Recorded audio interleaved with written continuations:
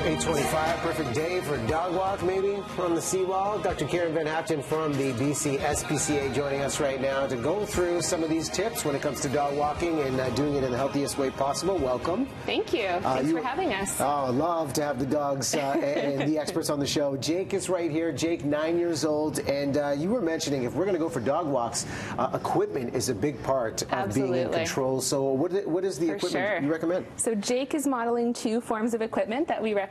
He's wearing his collar here. This is just a flat buckle collar.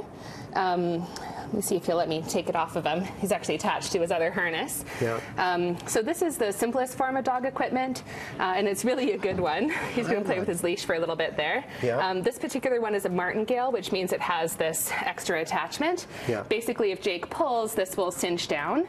We have it sized so that this is actually the size of his neck. Nothing should ever actually constrict on the dog's throat because there are lots of really important structures in there that can be uncomfortable. So you have to size them appropriately so that it's not actually constricting, but it can't constrict any farther than that. So that's a good tool. Okay. You put that back on you. And as you put that back on, the actual harness, how tight should the harness be so you know your dog's not going to get loose on the walk? Yeah, so it depends on the harness and the way that it's meant to be fit. This is a front attach harness. Yeah. Jake, you can't chew on that, bud. He says, maybe I can.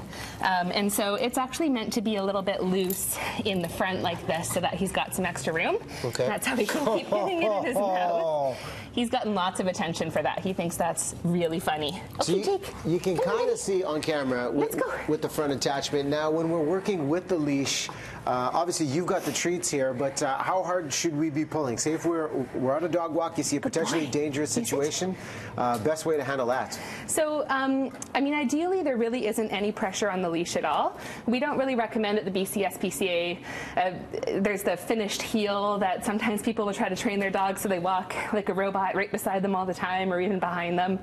We don't really care about that. I don't mind if the dog is in front of me or behind me, wherever he wants to be, but I do want him not to be putting a lot of pressure on the leash. You're being very good, because obviously a big dog like Jake, he could pull somebody over pretty easily. He's very, very strong. Okay, so take us through an exercise. If you're walking and you notice your dog is pulling on the leash and you want them to go the other way, what is the best way to handle that? It's basically just training. So let's see if he'll do it. Jake was a big puller when he first came to us. All right, Jake, let's go. So walk like this. And see how he's kind of paying attention to me? He's kind of looking up at me. That's great. I've actually kind of trained him to do that in the last little while that I've been working with him. So this is what you want to see. You want to see him kind of looking to you for leadership, kind of following along.